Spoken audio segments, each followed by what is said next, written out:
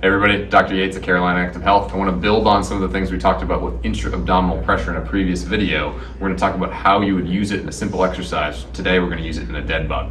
So I'm going to go ahead and jump on my back. And we're going to kind of generate that same pressure that we talked about in the previous video with Dr. Nelson. I'm going to start by pushing my belly out in all directions. And then we're going to get up in the classic kind of dead bug position.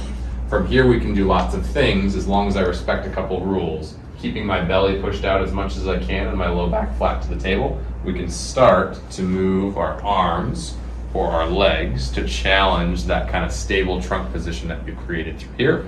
Feel free to be creative with it as long as you maintain that pressure in your abdomen. Hey everyone, Dr. Yates at Carolina Active Health. I wanted to show another exercise that we could use to build upon some of the things we practiced before with intra-abdominal pressure, or that ability for you to push your belly outwards to stabilize your trunk.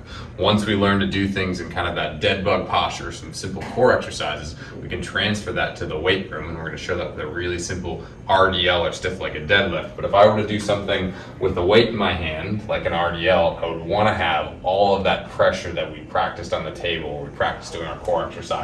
So as I'm doing my RDL, I'm going to maintain that idea of pushing my belly out as much as I can, holding on to that pressure as we do things that would challenge the stability of our trunk or challenge our spine.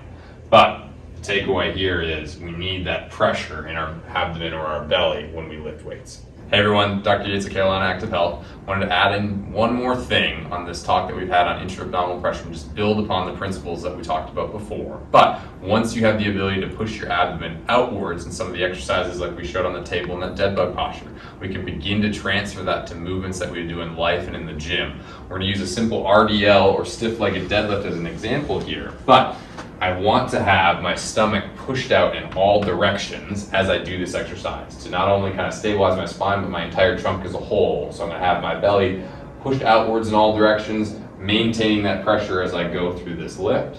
That will help not only to protect my spine, but also make sure that I'm maintaining appropriate form as I do a movement like this.